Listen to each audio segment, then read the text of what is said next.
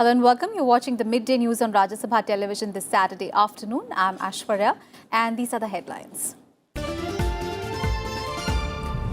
Language and culture intertwined and need to be preserved together, asserts Vice President M. Venkaiah Naidu. Takes part in Golden Jubilee celebrations of Central Institute of Indian Languages in Mysuru. Also lays the foundation stone of S. Radhakrishnan Auditorium.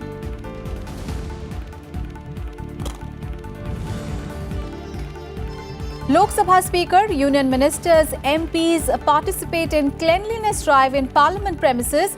MPs committed to Swachh Bharat, says the Speaker Om Birla.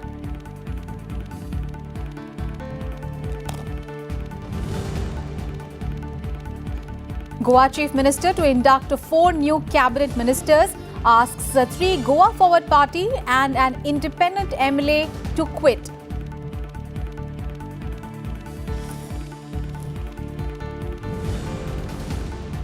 Rains claim 10 lives in the northeast. Over 8 lakh people displaced in Assam. Landslides reported in Mizoram, Arunachal Pradesh and Sikkim. 14 killed in Uttar Pradesh over the last 9 days. Heavy rains predicted for sub-Himalayan regions. Dryness in Delhi.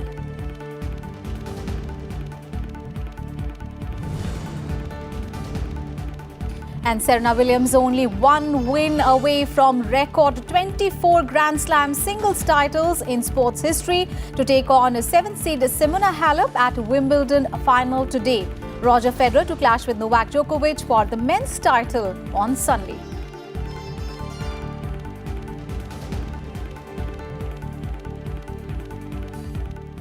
Vice President M. Venkaiah Naidu has said that language and culture are interconnected and need to be preserved together. He said that after releasing a souvenir commemorating the Golden Jubilee celebrations of the Central Institute of Indian Languages at Mysuru in Karnataka today. The Vice President added that in India, some languages are forgotten and time has come that forgotten languages of India should be revived, encouraged and appreciated.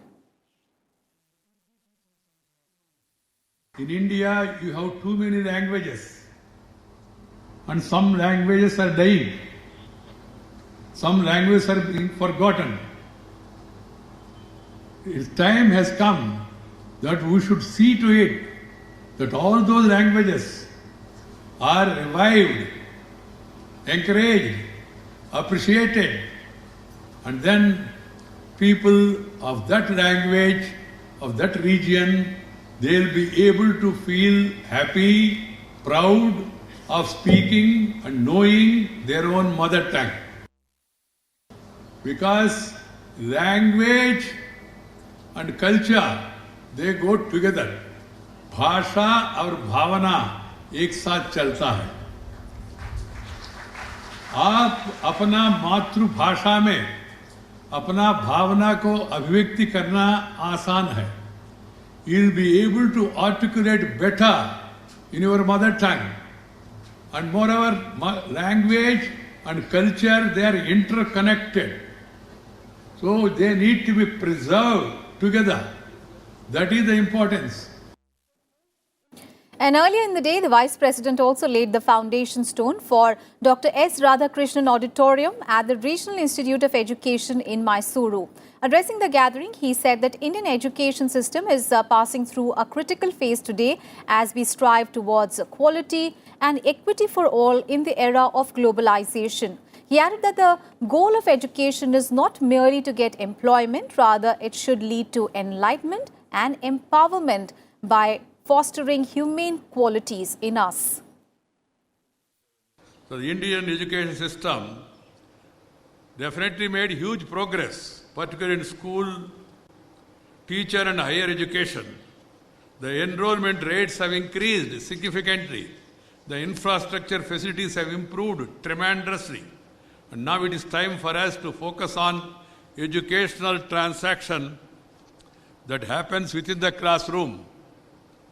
The expectations are immense from the teaching community to not only maintain high standards of teaching, but also impart right values and mold students into responsible and socially conscious citizens.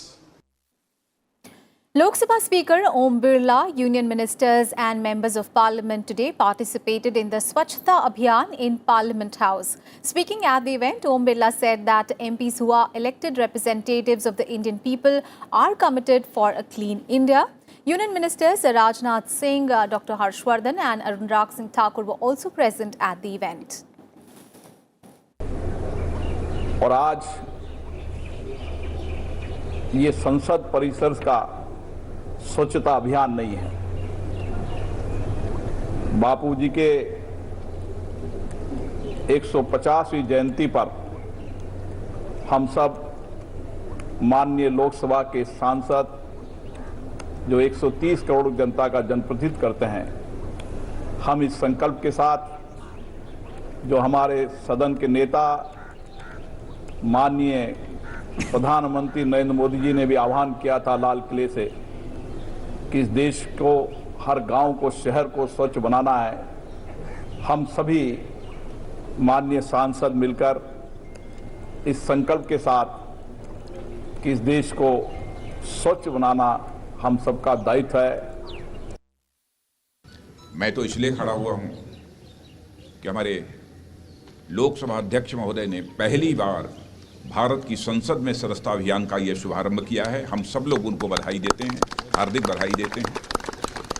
जहां तक स्वच्छता अभियान का प्रश्न है, आप सभी जानते हैं, यह स्वच्छता अभियान भारत में एक जन आंदोलन बन चुका है और जन सामान्य के अंदर स्वच्छता को लेकर एक जागरूकता पैदा हुई है। स्वच्छता से क्या क्या लाभ होते हैं, पर्यावरण का कैसे शुद्धिकरण होता है, स्वास्थ्य की दृष्टि से इसके क्या लाभ हैं, इस संबंध में भी काफ़ी हद तक जागरूकता पैदा हो गई है। और इसी बात को ध्यान में रखकर हमारे लोकसभा अध्यक्ष माननीय ओम बिरला जी ने भी इस पार्लियामेंट के अंदर इस स्वच्छता अभियान करने का यह फैसला किया है और उनके द्वारा ये जो पहल की गई है उसकी जितनी भी सराहना की जाए वह कम है। सभी सांसदों को जोड़कर, कर्मचारी अधिकारियों को जोड़कर संसद भवन से ये कार्य शुरू किया है, जहां 130 करोड़ भारतीयों के प्रतिनिधि इकट्ठे होकर आते हैं। ये बड़ा संदेश है, महात्मा गांधी जी की 150वीं जयंती के अवसर पर है। देश को गंदगी मुक्त करना, बीमारी मुक्त करना, स्वच्छ और सुंदर भारत का निर्माण करना, इस दिशा में हम आगे बढ़े हैं। मैं उनका बहुत अभिनंदन करता हूं। मिलकर यहाँ पर सफाई अभियान कर रहे हैं, इससे पूरा देश में एक अच्छा सा संदेश जाएगा। मैं भी मेरे मथुरा क्षेत्र में भी कई बार किया है, पर ये वापस भी मैं भी जाकर वहाँ पर अगले हफ्ते में जाकर ये पूरा अभियान करती रहूँगी वहाँ। And Rajya Sabha Deputy Chairman Harivansh met a parliamentary delegation from Uganda on Friday. And welcoming the delegation, the Rajya Sabha Deputy Chairman said that India's relations with Uganda have been historical and friendly. He added that the Indian diaspora in Uganda provides a strong cultural and economic link between the two countries. The purpose of the meeting was to discuss the operations of the constituency development funds in India in view of the proposal for reinstating the same in the Parliament of Uganda. I would like to inform you that the MP-led scheme was launched in December 1993 to provide a mechanism for the members of Parliament to recommend works of developmental nature for creation of durable community assets and for provision of basic facilities, including community infrastructure, based on locally felt needs to be taken up in their constituencies. The Ministry of Statistics and Program Implementation is the nodal ministry responsible for policy formulation, release of funds, and monitoring the implementation of the MP-led scheme. On to some political news now. Well, days after 10 MLAs switched from Congress to the BJP in Goa, Chief Minister of the state, Pramod Sawant, has asked 3 Goa Forward Party ministers and 1 independent MLA to resign from their ministry. The Chief Minister has sought resignations to induct new ministers in his cabinet. The swearing-in will take place at 3 p.m. today. Remember, 10 Congress MLAs joined the BJP on Wednesday, increasing the BJP's strength to 27. And Sawant refused to name the MLAs who would be inducted, but he said that all the four would be from the BJP, with the three of them from the legislators who joined the party on Wednesday. NDA ally GAFP, that is the Goa Forward Party, however, has said that the decision on resignations would be taken only after speaking to the central leadership of the BJP.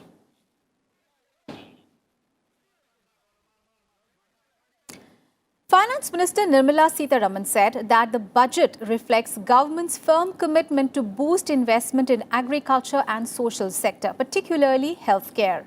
Replying to the debate on union budget, she added that keeping the fiscal deficit at 3.3%, the government is committed to continue on the path of fiscal consolidation. Here are the details.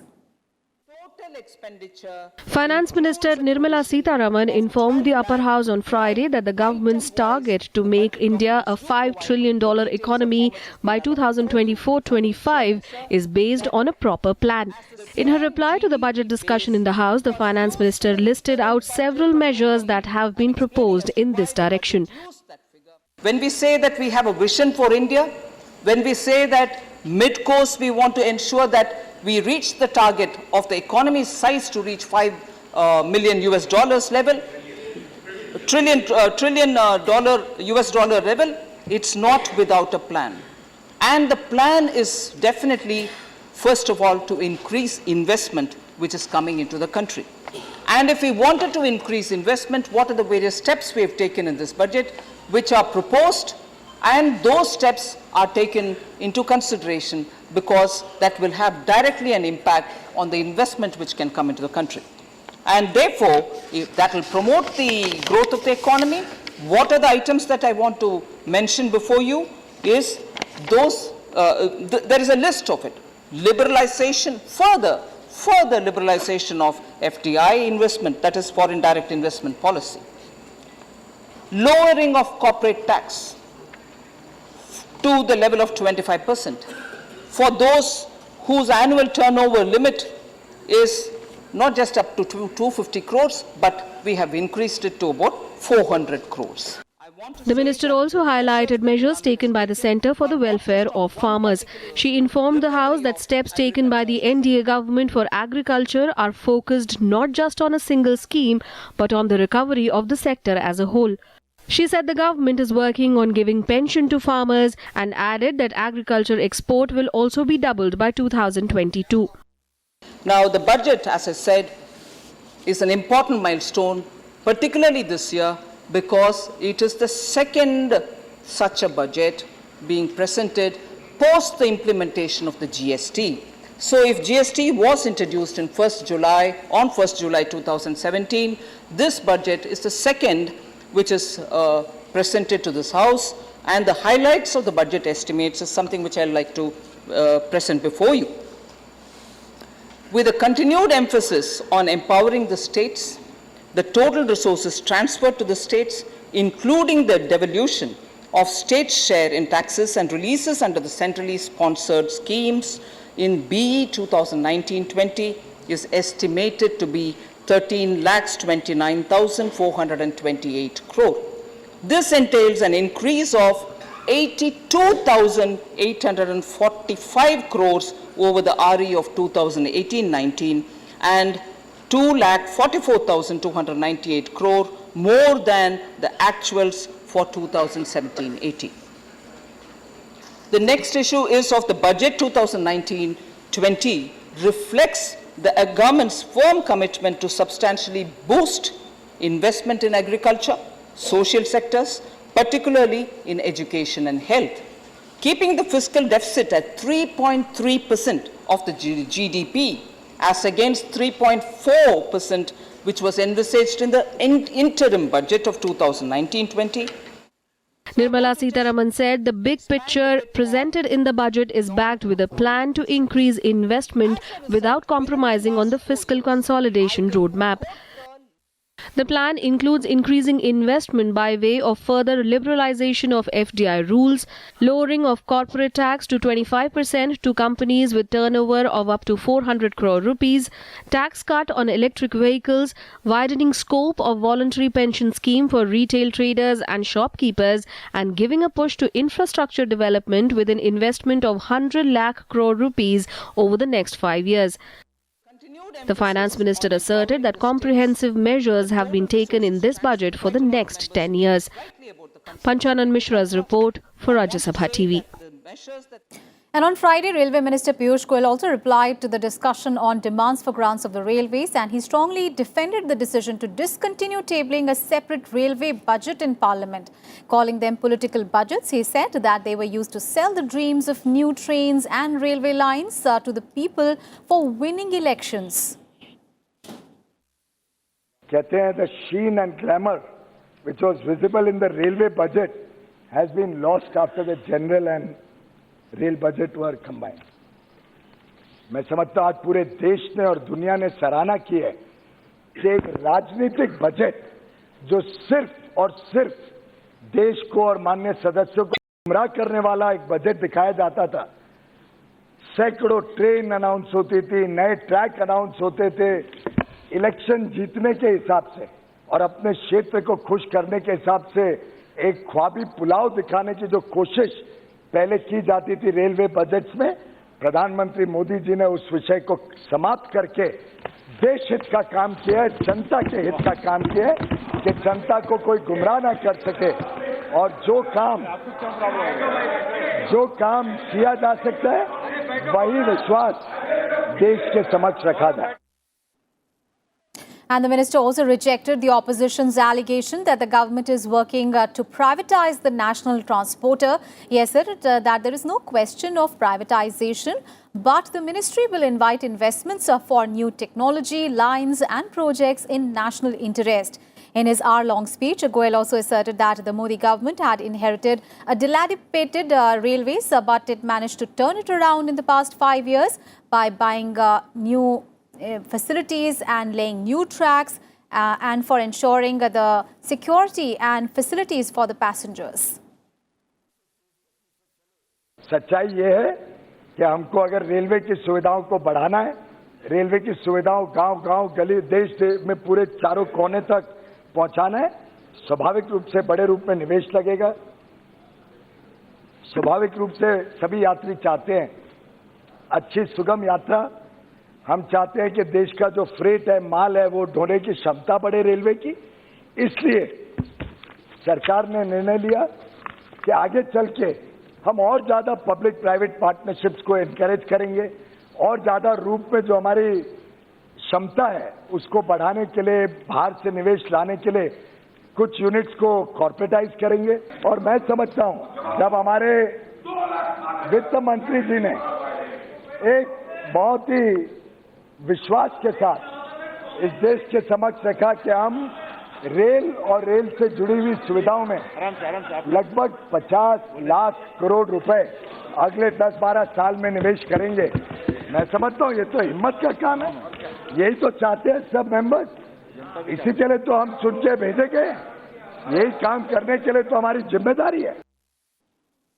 And now let's get you the monsoon update. Well, heavy rains and floods have thrown life out of gear in the northeastern region of the country. A total of 10 people have died across 3 states of Assam, Arunachal Pradesh and Mizoram. Nearly 8 lakh people have been affected in the recent wave of floods in 21 districts of Assam. Several rivers are in spate due to incessant rains. Now, NDRF and SDRF teams have been pressed into service in the affected areas for search and rescue operations. The Kaziranga National Park, the famed habitat of the great Indian rhino as well as a World Heritage Site, has been affected as well.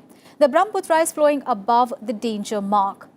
And in Mizoram, 2 men drowned and 390 houses submerged in floods triggered by incessant rains across the state. Several areas of the district have been cut off from the rest of the state due to the road that have been blocked due to landslides. Power supply has also been disrupted in many areas across the state.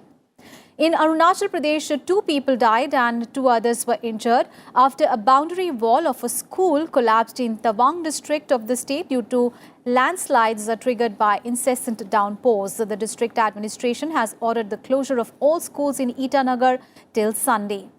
And Sikkim also remained cut off from the rest of the country for the second day on Friday as multiple landslides triggered by heavy and continuous rainfall have blocked the arterial NH 31A.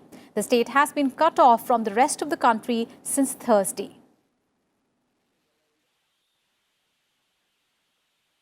Meanwhile, 14 people were killed in Uttar Pradesh in the past 9 days due to incessant rains. Rain lashed eastern and western parts of the state as the water level in several rivers reached the danger mark.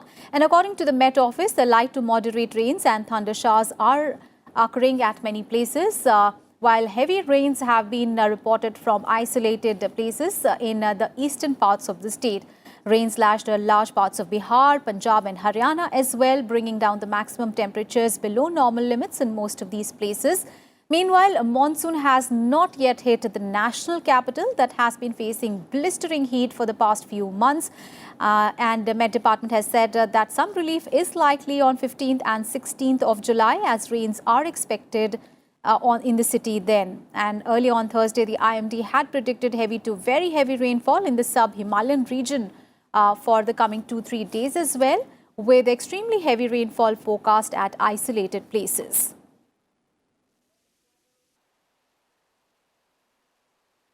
Meanwhile, in a major exercise to increase water table in government colonies, the Central Public Works Department or the CPWD will erect water conservation structures including rainwater harvesting systems in 136 residential areas across the country. CPWD has set a target of erecting water conservation structures in 100 colonies under the 100-day agenda, including 74 in national capital Delhi. India of 2030, जब sustainable development goals kick in, 70% of that India has not even been built yet. So in this, CPWD and all the other agencies which are involved with the redevelopment and reconstruction of the country, I think have a very fundamental role to play. जितनी हमारी सरकारी colonies हैं, जितने हमारे सरकारी दफ्तर हैं, उन सब में वाटर कंजर्वेशन के स्ट्रक्चर्स, उसमें रेन वाटर हार्वेस्टिंग के स्ट्रक्चर्स, इसको आप जल्द से जल्द पूरा करें और मुझे इस बात का कोई भी शक नहीं कि आप पूरा नहीं करेंगे। हमने एक टारगेट रखा कि 100 दिन जब सरकार के पूरे हों तो कम से कम 100 कॉलोनी को हम कर सकें। इसका 100% आपका वाटर स्ट्रक्चर जो है, रेन वाटर हार्वेस्टिंग स्ट्रक्चर और उसकी वाटर कंजर्वेशन के जो स्ट्रक्चर्स हैं, वाटर बॉडीज हैं, वो सारी की सारी पूरी तरह से सही बना दी गई। Foreign Secretary Vijay Gokhale has underscored defence and civil nuclear cooperation as the core of the relationship between India and France. Gokhale was the chief guest for the French National Day celebrations at the French Embassy in Delhi. Gokhale called the French invitation to Prime Minister Narendra Modi for the G7 summit in August a great honour for India.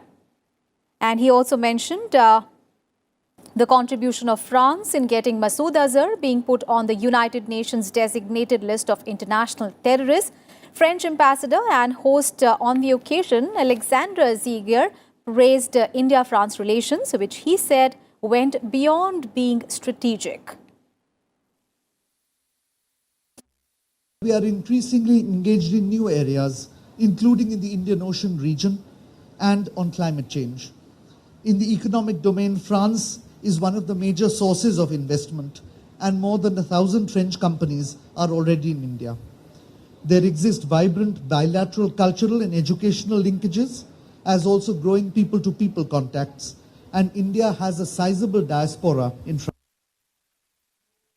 Remarkable degree of convergence on a range of regional and global issues, and France has been a consistent supporter of our claim for permanent membership in the expanded UN Security Council.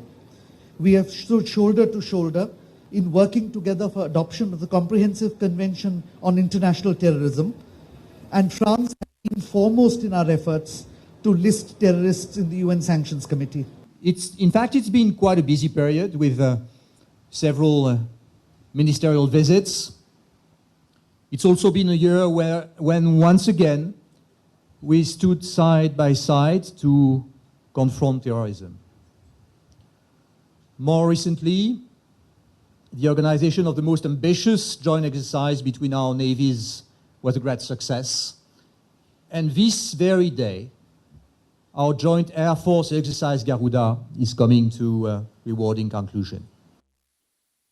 And sports news now in Wimbledon in the women's singles. Serena Williams will be up against Simona Halep in the title decider on the centre court today. 37-year-old Serena Williams is chasing an 8th All-England Club singles crown, which would see her match Australian Margaret Court's all-time record of 24 major singles titles. Now she is within one victory of putting herself alongside the Australian after she overpowered unseeded Barbora Strykova 6-1, 6-2 in the semi-final. Meanwhile, national pride will be at stake for Simona Halep as she bids to become the first Romanian to win a singles title at the spiritual home of grass court tennis. And in the men's singles, Roger Federer beat Rafael Nadal in a thrilling semi-final to set up a summit clash with Novak Djokovic for the Wimbledon title. 37-year-old 8-time champion Roger Federer won 7-6, 1-6, 6-3, 6-4 against Rafael Nadal in the pair's 40th career meeting to move into his 31st Grand Slam final.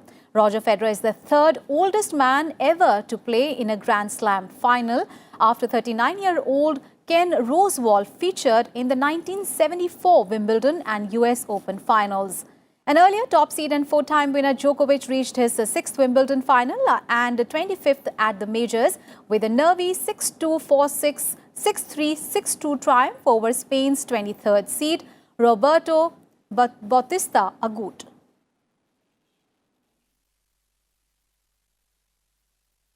And that's it in this edition of Midday News. Thanks for watching.